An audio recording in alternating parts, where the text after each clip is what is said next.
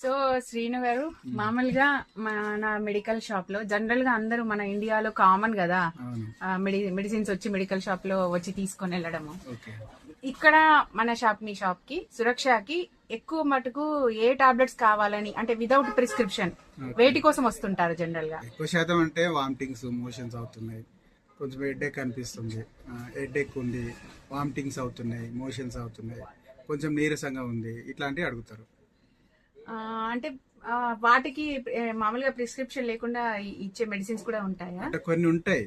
ఇప్పుడు మోషన్స్ అవుతున్నాయి అంటే ఎమర్జెన్సీలో ఏదన్నా టాబ్లెట్ ఇవ్వాల్సిందే, ఎందుకంటే వాళ్ళ హాస్పిటల్ పోయేంత వరకైనా ఉండాలి కదా, అవి ఇవ్వచ్చు.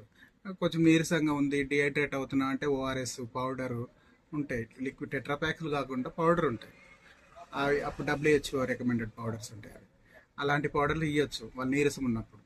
మళ్ళీ అది ఇచ్చేటప్పుడు కూడా చూసుకోవాలి బీపీ ఉందా వాళ్ళకి అని, అట్లాంటివి చెక్ చేసుకొని మనం ఇవ్వడానికి అవకాశం ఉంటుంది. అట్లా ఎవరైనా యాంటీబయాటిక్స్ గానీ పెయిన్ కిల్లర్స్ గానీ అట్లా వచ్చి అడిగినారా? మేము అప్పుడు ఇయ్యం. అట్లా అడుగుతారు కానీ ఇవ్వడానికి అవకాశం ఉండదు. ఒకవేళ జ్వరం వచ్చింది అనుకో, నాకు జ్వరం వచ్చింది, పారాసిటమాల్ అయితే కామన్ గా వాడతారు ఎవరైనా జ్వరం వచ్చినప్పుడు, ఇంకేమన్నా ఎక్కువ పవర్ తీస్తారా అని అడుగుతారు. అట్లా ఏముంటది, జ్వరానికి పారాసిటమాలే వాడతారు, అదే వాడుకోవాలి. మళ్ళీ ఇంకోటి ఏం వాడతారు అని వాళ్ళకి సమాధానం చెప్పొచ్చు. కాకపోతే యాంటీబయాటిక్ ఇవ్వచ్చు కదా అని అడుగుతారు. యాంటీబయాటిక్ అనేది డాక్టర్ రికమెండెడ్ తో వాడాలి. ఎందుకంటే ఒక 3 days వరకు ఉంటుంది ఎవరికైనా ఫీవర్. ఆ 3 days లో యాంటీబయాటిక్ అప్పుడు తగ్గకపోతే డాక్టర్ దగ్గరికి వెళ్ళి చూపించుకోవాల్సి ఉంటుంది. అప్పుడు డాక్టర్ అవసరమైతేనే యాంటీబయాటిక్ పెడతారు.